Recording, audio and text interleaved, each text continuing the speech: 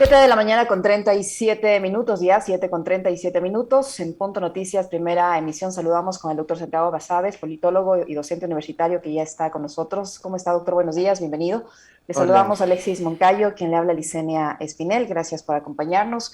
Estamos en un momento de una coyuntura política algo delicada a raíz de una serie de escándalos que se viven a nivel internacional y a nivel nacional también. El último capítulo de esta historia es el relacionado con los papeles de Pandora. Mire lo que está pasando en Chile, mire lo que sucede acá con amenazas del gobierno hacia el grupo de asambleístas que realizó este informe, un informe, ¿qué es eso? Un informe que, que contiene recomendaciones que se someterá a discusión de la Asamblea Nacional en pleno y que de allí se decidirá si se aprueba o no se aprueba o si se lo archiva y el tema podría quedar hasta allí. ¿Cómo afecta esta situación de convulsión, de amenaza respecto a lo que está pasando con los Pandora Papers en la política y en la imagen tanto de la Asamblea como del presidente de la República? Buenos días, bienvenido. hola, buenos días, Licenia, buenos días con toda la audiencia, Alexis, también buenos días. Bueno, el tema político al que te refieres tiene que ver con dos disposiciones constitucionales, las que tradicionalmente conocemos como la muerte cruzada, ¿no? Yo creo que en general en el país abordamos los problemas de forma súper superficial, epidérmica, y no vamos al fondo. Y creo que en este caso el fondo es que hay dos disposiciones que son incomprensibles, que están en la Constitución, y son tan incomprensibles, me refiero a la muerte cruzada tanto del Ejecutivo hacia el Legislativo como del Legislativo hacia el Ejecutivo, son tan incomprensibles, y esto ustedes como periodistas responsables y serios que son podrán constatar, que no existe asambleísta constituyente alguno que pueda dar una explicación de por qué se incluyeron esas disposiciones. No hay una explicación. Yo he preguntado a mucha gente que estuvo como asambleísta constituyente y una explicación profunda, seria, respecto a por qué está esto, no existe. Entonces, esto nos lleva a la circunstancia que tú bien planteas. El presidente amenaza con la muerte cruzada, la legislatura reacciona, la legislatura amenaza con muerte cruzada al presidente, el presidente reacciona. Y esto me parece que es un escenario que se va a volver a repetir con el presidente Lazo o con cualquier otro presidente de la República. Entonces, una de las formas de tratar de aliviar en alguna medida, al menos este problema, no digo todos, pero al menos este problema, es pensar ya a futuro, no digo inmediatamente, en la posibilidad de eliminar estas dos disposiciones que claramente corresponden a una forma de gobierno parlamentarista, que no es la ecuatoriana ni las latinoamericanas que son presidencialistas. Entonces yo creo que ahí está el problema de fondo, independientemente de quienes estén de un lado y quienes estén de otro lado ahora mismo. ¿Cómo está, doctor? Qué gusto saludarle. A ver, esto ocurre porque, digamos, en los últimos años, y no me refiero al gobierno anterior ni al de Correa, sino en general, la política, digamos, como que se ha estancado en ese escenario de siempre estar como etiquetando, culpando y atacando al otro, ¿no? Con una serie de falacias. Y esto es de lado y lado, ocurre de lado y lado. O sea, no se trata de, digamos, de neutralizar al adversario político para que me permita a mí aprobar una ley, llevar adelante una reforma, operar, sino porque además en los últimos años, eso sí, lo que han tratado es de proscribir políticamente al adversario e incluso de encarcelar al adversario, ¿no es cierto? Entonces, mientras sigamos en esa lógica y mientras la política no salga de ese empantanamiento, ¿cómo podemos nosotros esperar o aspirar como ciudadanos de que la cosa y la forma de operar cambie? Le quiero citar esto porque en el comentario yo me refería a las últimas declaraciones del líder de la bancada de Creo en la Asamblea, de Juan Fernando Flores, que ha dicho que como hay 6 asambleístas de Pachacuti que se han reunido con el correísmo, les van a investigar. Le pregunto, doctor, ¿qué delito cometen los asambleístas de unas bancadas y otras si es que se sientan a conversar como parte del juego de la política? Entonces, ¿cómo salimos de ese empantanamiento en el que hemos caído? Bueno, Alexis, es complicado y nuevamente dejando lo coyuntural de lado, no estoy de acuerdo de ninguna forma con estas declaraciones del, del representante de la bancada oficialista, porque efectivamente no hay ningún hecho repudiable en la conversación de asambleístas independientemente de la agrupación. Pero el punto de fondo es que los presidentes en el Ecuador, cualquiera, excepción se ha dicho del presidente Correa porque tuvo una amplia mayoría en la legislatura, pero todos en general se han enfrentado a parlamentos muy fragmentados, por un lado, con minorías oficialistas por otro lado, y con la necesidad al mismo tiempo de aprobar sus proyectos o sus propuestas de campaña electoral. Entonces, el choque que ha tenido que observar el país siempre es que los presidentes han tenido muchísimas dificultades para gobernar. Y en este gobierno, en los anteriores, saco al gobierno del presidente Correa por la razón de haber tenido mayoría, las minorías, para entregar su voto para proyectos emblemáticos de los presidentes, siempre han pedido espacios de poder, siempre, siempre. Y ahí el dilema que me parece nosotros como ciudadanos y la audiencia deberíamos colocarnos en el papel de los presidentes es, cedes ante el chantaje de esos asambleístas o legisladores o congresistas antes, o dejas de cumplir con lo que habías prometido en campaña y la popularidad se empieza a ir hacia abajo. Entonces, es una situación bien complicada la de los ejecutivos en realidad. ¿Cómo se limita al menos esto con una reforma integral al Código de la Democracia? ¿Cuál es el gran problema que tiene el país? Que a los actores políticos no les interesa hacerlo, porque se benefician de vivir como vivimos. Es decir, los actores políticos en general, con las excepciones del caso, medran de este sistema político que les permite capturar espacios de poder, canonjías, y cada vez más ni siquiera eso, porque hasta eso es justificable en términos de negociación política, sino corrupción. Hacerme de un espacio de poder provincial, no por el espacio de poder, sino porque a partir de ahí puedo capturar recursos tanto públicos como también privados, extorsionando a la gente. Clientelismo, entonces, ¿no? Clientelismo y extorsión y corrupción. Es decir, yo te entrego mi voto, soy legislador de tal provincia, X cualquiera, pero a cambio te pido la Agencia Nacional de Tránsito en mi provincia. Y lo que voy a hacer es poner a un conocido para que empiece a vender licencias. Eso pasa en el país de siempre. O sea, no es una cosa que estoy revelando algo que nadie conoce. Todo el mundo sabe. O te pide el hospital y sabemos lo que sucede, o te pide una subsecretaría de educación, etcétera, etcétera. Entonces yo creo que el país requiere una reforma en ese sentido, pero desafortunadamente, como decía, yo veo que hay muy poco interés de parte de los actores políticos en propiciar algunas de esas reformas que el país necesita. Ahora, doctor Basabe, en este marco de este lío que se vive en la Asamblea Nacional, de este problema por el que atraviesa el presidente de la República, del tema de los Pandora Papers, el escándalo internacional, en este marco se va a desarrollar hoy un diálogo con la CONAIE, otra piedra en el zapato que al momento tiene el gobierno nacional. El presidente dialogó ayer con la izquierda democrática y entiendo han llegado a un acuerdo para dar viabilidad a los proyectos de ley que están en la Asamblea Nacional, y en el diálogo que tienen hoy con la representación de la CONAIE se incluyó un punto que es el que está provocando toda esta serie de escándalo, que es el tema de los Pandora Papers.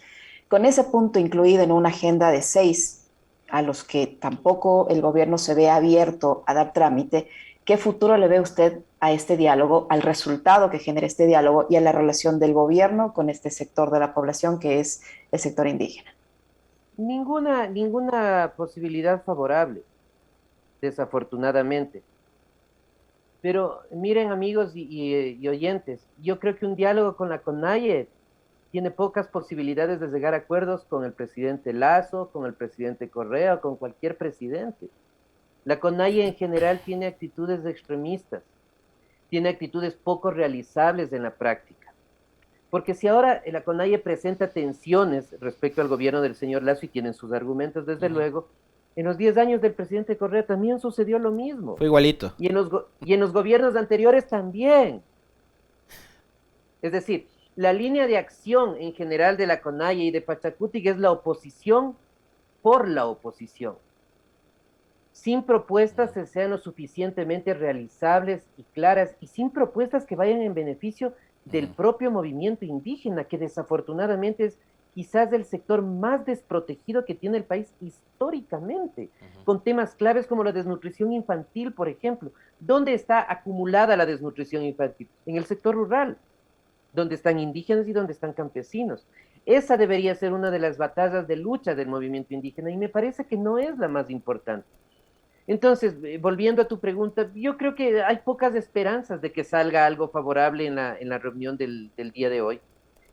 Seguramente Pachacuti y sobre todo la CONAIE, porque hay que establecer algún tipo de diferencia, se mantendrá en una posición de protesta frente al gobierno, a este o a cualquiera, insisto, y eso vamos a ver en qué medida se puede canalizar en movilización social, en movilización ciudadana, que ha sido uno de los baluartes de lucha del movimiento indígena.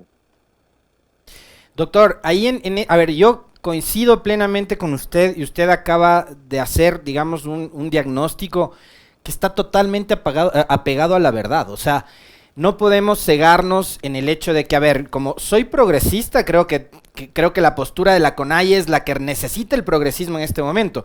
Porque la CONAIE también adoptó, como usted muy bien lo señaló, actitudes digamos, de rechazo al diálogo o a llegar a acuerdos con Correa. Lo propio antes hizo lo mismo con quien estuvo antes de Correa y hoy será igual. Y hoy con un presidente de la línea de Lazo, más complejo todavía, que lleguen a un feliz término. Y yo ahí quiero preguntarle algo. Por la misma configuración de la organización social y política que es la CONAIE, que no es homogénea, que tiene una serie de personajes, de rostros, de luchas, de agendas propias, porque no tienen una agenda plenamente establecida ni definida. El trabajo de Leonidas dice en este momento hacia dónde debería enfocarse, porque, digamos, en un momento determinado se hablaba mucho de que la CONAIE estaba sirviendo para la agenda de Yacu, y la agenda de Yacu ya vemos que es la de Yacu. Yacu se va por su lado, ha fundado su propia organización y demás. Ahora está ISA al frente. Entonces, finalmente la CONAIE tiene una agenda común que represente a todas las organizaciones de base que conforman la CONAIE, o para qué está siendo utilizada finalmente la CONAIE. Mira, tú dices algo que es cierto y que hay que también tomarlo en cuenta, que Pachacuti y la CONAIE no son una organización política como estamos acostumbrados a observar, porque tiene unas particularidades que la distancian, ¿no? Hay organizaciones regionales, los intereses son distintos, los intereses del indigenado y del campesinado de la costa y de la sierra son diferentes respecto a los del oriente, por ejemplo, y eso genera tensiones. Las decisiones en general vienen desde las bases y van tomando direcciones diversas en los estados medios y altos de la dirigencia, y eso evidentemente lleva a que no exista una unidad, que en alguna medida es un factor positivo, me parece, porque da cuenta que existe democracia interna, que hay disputas internas en el movimiento, y eso es bueno, porque hay que dudar de los partidos o movimientos que tienen una línea férrea, no unívoca, que todos pensamos igual. De esos movimientos hay que dudar cuán democráticos son. En ese sentido, yo creo que Pachacuti tiene un aspecto positivo a relevar. Pero claro, cuando esto se traduce en una política específica, como la política legislativa, por ejemplo, se observan que las tensiones empiezan a aparecer y se observa, me parece desafortunadamente por Pachacuti, que no tienen la suficiente experiencia ni el manejo legislativo. Tienen la presidencia de la Asamblea Nacional, tienen la segunda o tercera fuerza legislativa, y se siente que el manejo político como bancada es muy limitado. Y eso seguramente puede deberse en parte a lo que hemos hablado, en parte a que es la primera vez históricamente que Pachacuti tiene tanto espacio dentro de la legislatura. Entonces yo creo que va a ser un proceso también de aprendizaje de Pachacuti, en el cual el señor Issa tiene que, o debería, pues, cumplir un papel clave, que sería más bien el de tratar de aglutinar en la medida de lo que se puede a la organización indígena. Sin embargo, la posición de él, que es una posición respetable, extremista, pero respetable como todas las posiciones, porque a veces tachamos al extremismo de izquierda, pero al extremismo de derecha no tachamos, y los dos son reprochables. Y en el país hay de los dos, además, ¿no? Dicho sea de paso, de los dos hay. El uno está en una partecita del gobierno, de hecho, ahora, al extremismo de derecha me refiero, al que prácticamente no quiere que exista Estado, salvo cuando hay que cubrir las obligaciones de algunos sectores privados, ¿no? Ahí sí, en ese caso sí tiene que estar el Estado, pero para el resto, para las ganancias, sí solo lo privado. Entonces hay de los dos lados. Entonces yo creería que en el caso de Issa, su gran trabajo debería ser buscar la convergencia, y me da la impresión que buscar la convergencia dentro de las diferentes visiones de la CONAIE no es precisamente ampliando más las diferencias, corriéndose más hacia los extremos, sino más bien buscando una posición centrista, conciliadora, que no sé en qué medida sea parte de la agenda política de la CONAIE ahora mismo bajo la dirección del señor Is. Doctor, ¿cómo queda la imagen del gobierno, del presidente de la República, a raíz del tema este de los Pandora Papers? Porque hay esta sensación de opacidad, de falta de transparencia por su negativa a ir a la Asamblea a explicar el caso. ¿Cómo queda la imagen de la Asamblea que a través de esta Comisión de Garantías Constitucionales le ha dado tratamiento a este tema y la estrategia que ha utilizado el gobierno de en cierta manera de victimizarse diciendo que lo quieren desestabilizar, que quieren armar un golpe de Estado y que coincida en los tiempos con una investigación que se abre en contra de su ex contrincante electoral, el señor Andrés Arauz, y de la gente que estuvo alrededor de su campaña electoral? Mientras que no se conoce mayor información sobre las investigaciones que supuestamente realiza la Fiscalía en este mismo caso de los Pandora Papers, que realiza los exámenes especiales que supuestamente realiza la Contraloría en este mismo tema. ¿Cómo queda la imagen? ¿Se va a ver o no se va a ver afectada? ¿El presidente de la República va a salir bien librado en cuanto a su imagen y ese mensaje de lucha contra la corrupción, de transparencia, de gobierno del encuentro con el que comenzó su gestión? A ver, mira, yo creo que el presidente debió acudir a la Asamblea al llamado de la Comisión de Garantías Constitucionales. No es una cuestión que la Constitución le obliga, no es una cuestión legal, es una cuestión política. Él debió acudir a afrontar a la comisión. Seguramente pasaron un muy mal momento, seguramente un muy mal momento, porque iba a ser asfixiado con preguntas y lo iban a colocar contra la pared, seguramente. Pero yo creo que eso él debió hacer. Porque eso en alguna medida iba a restringir, en cierto modo, la sensación de dudas y de incertidumbres que ahora se genera más entre la opinión pública por su ausencia. Por otro lado, llamar golpe de Estado a una institución que nos guste o no está en la Constitución es un contrasentido. Es decir, si antes criticábamos esos golpes de Estado blando que se decían en la época del expresidente Correa, que no tenían mayor sentido. El golpe de Estado es golpe de Estado, así nomás. Hablar ahora de golpe de Estado, insisto, cuando la muerte cruzada legislativa está en la Constitución, no tiene ningún sentido, no tiene ningún asidero, porque si fuera así, también sería golpe de Estado cuando el presidente intenta generar una muerte cruzada, ¿no es cierto? Y ahí no decimos golpe de Estado. Entonces, creo que desafortunadamente en las ciencias sociales y en la discusión política que es parte de eso, nos acostumbramos a estirar a veces los conceptos más allá de lo que corresponden y terminamos por desfigurarlos del todo. Y en tercer lugar, yo creo que en el plano puramente estratégico ya el gobierno se equivoca en el tratamiento que da el tema de Pandora Papers pensando en la posición de la Revolución Ciudadana. Y digo se equivoca porque me parece que tal cual está en la coyuntura ahora mismo, parecería ser que no hay los votos ni siquiera para aprobar el informe y mucho menos para la posibilidad de una muerte cruzada, en función de las declaraciones de Izquierda Democrática, de un sector de Pachacutic y del Partido Social Cristiano. Si es que esto es así, y la intención de la Revolución Ciudadana, legítima por supuesto, es posicionarse como el legítimo contradictor del gobierno, el gobierno bien pudo disminuir esa necesidad de la Revolución Ciudadana bajando el perfil de la discusión, pero lo que ha hecho es todo lo contrario.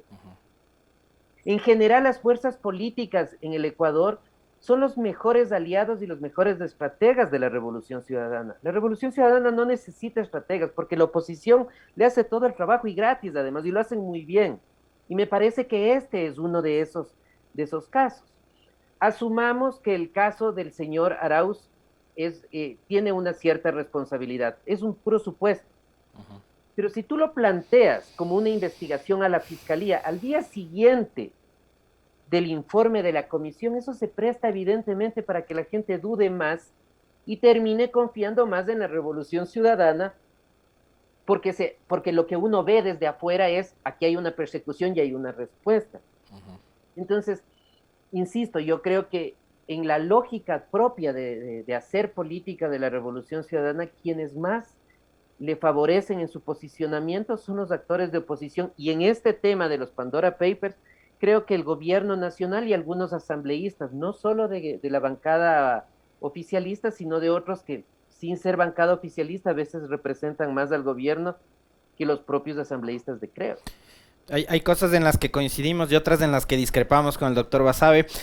A ver, coincido totalmente. Ayer fue parte del comentario y mensaje también en entrevista de que no es necesario de que conste en este librito que es la Constitución. El presidente Lazo, precisamente incluso por la necesidad que tiene este país de recuperar la institucionalidad, tenía que haber acudido al llamado de la Asamblea. Más aún cuando el doctor, y esto vale recordarlo, lo ha dicho públicamente en entrevistas en medios de comunicación oficiales, estaba dispuesto a ir al Pleno y a cualquier comisión que les llamen. Él ha repetido frases que se han convertido ahí en clichés como parte de su discurso, el que nada debe, nada teme, cosas por el estilo. Entonces yo también coincido en que tenía que ir. En lo que no coincido es en que la Revolución Ciudadana no necesita estratega. Creo que sí necesita. Porque Eso no, es, no, es un sarcasmo nada más. porque no pueden capitalizar todas estas torpezas que hace el gobierno. A eso me refiero. Sí, No, sí, no sí, logran sí. capitalizar eso.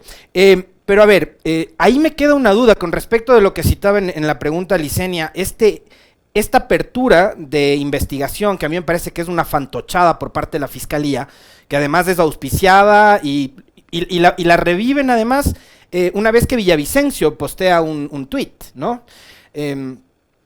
Cuando había cosas que surgieron durante la campaña. Y ahí a mí me pone a dudar, doctor, nuevamente vuelvo a hablar del tema de la falta de institucionalidad en este país, de cómo opera en este caso la justicia específicamente.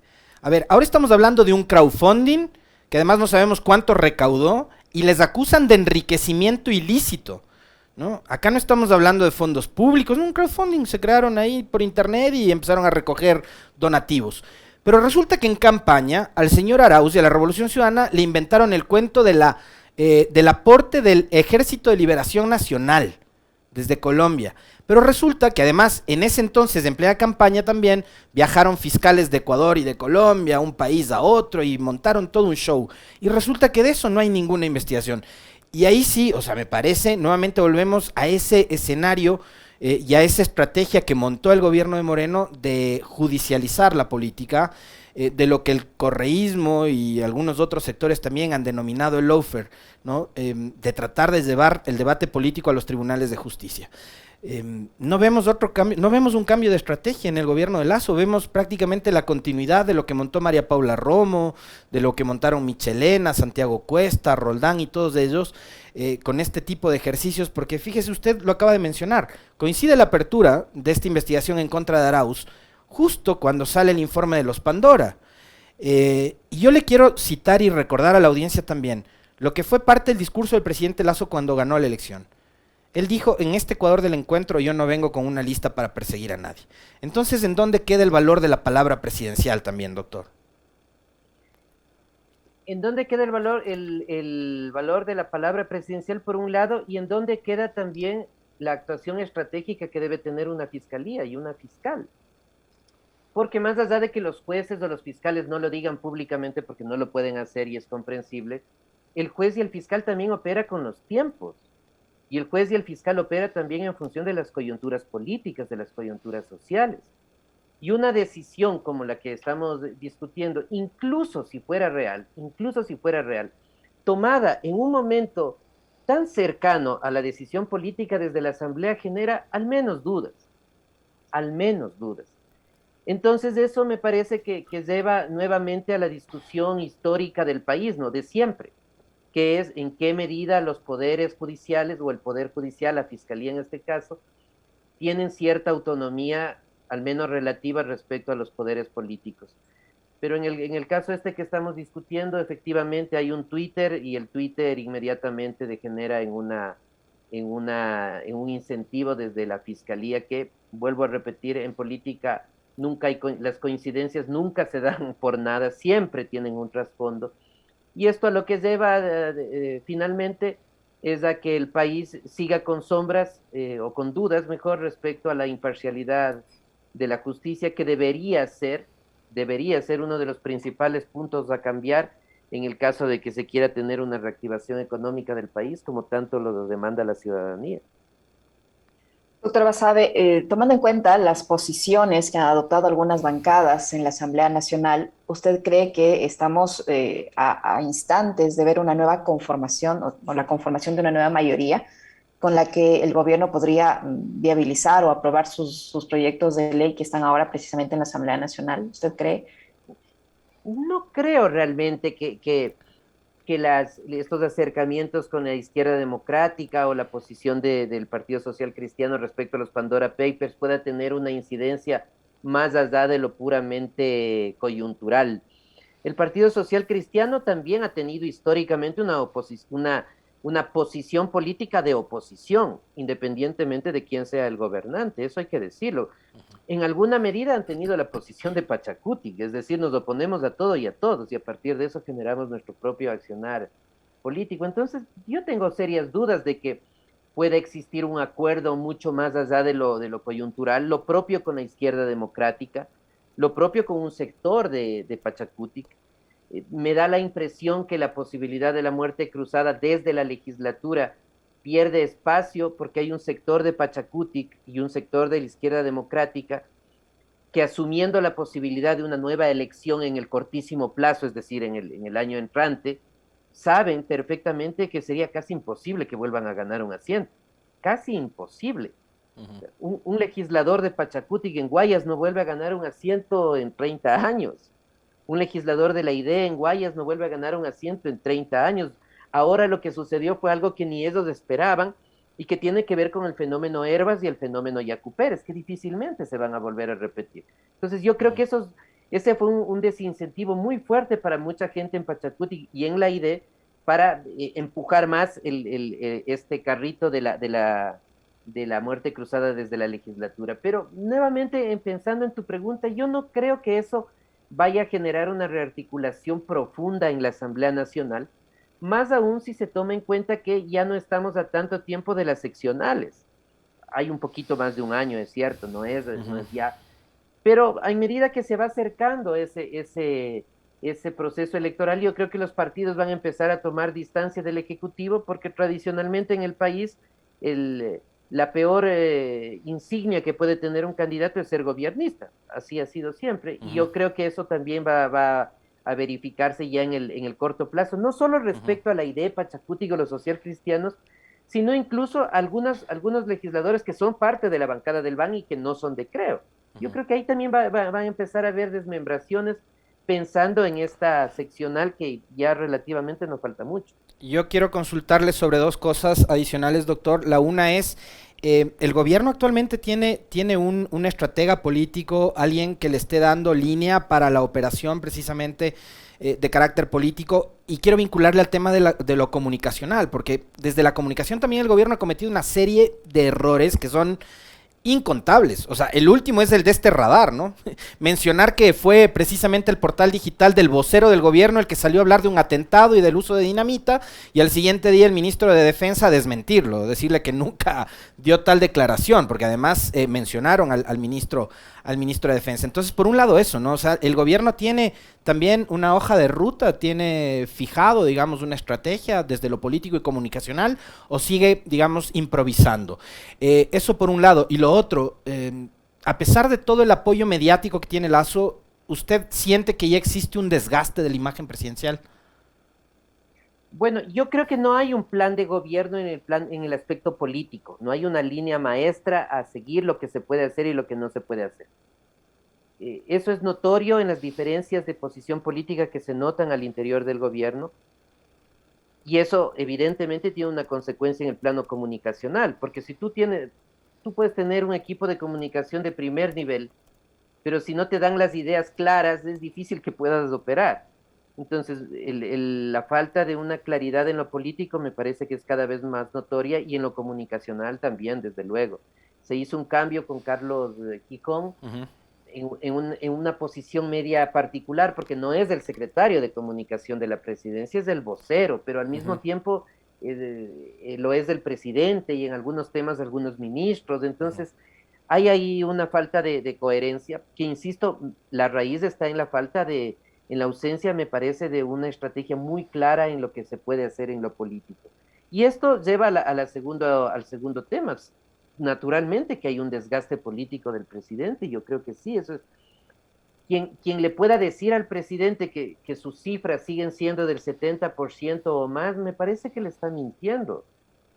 porque se han sucedido varios hechos políticos en el país que van haciéndole perder credibilidad. No digo que ahora tenga una credibilidad del 9%, que es con la que salió el presidente Maguado, de 10 del expresidente Abdalá Bucaram, pero yo creo que eso se va mermando y se va mermando en buena medida, sea por el trabajo desde la oposición, que es legítimo en democracia, pero también por precisamente lo que hemos discutido. No existe una estrategia comunicacional y menos una estrategia política muy clara que le diga al país qué es lo que se puede hacer, qué es lo que no se puede hacer y plantear eso como las metas en el mediano plazo. Muchísimas gracias, doctor. Siempre un gusto conversar con usted y aprender de su análisis. Muy amable, muchas gracias. Gracias, Liceño, un placer. Un gusto, Abrazos, Alexis. doctor. Un saludo a la audiencia. Saludos a ustedes.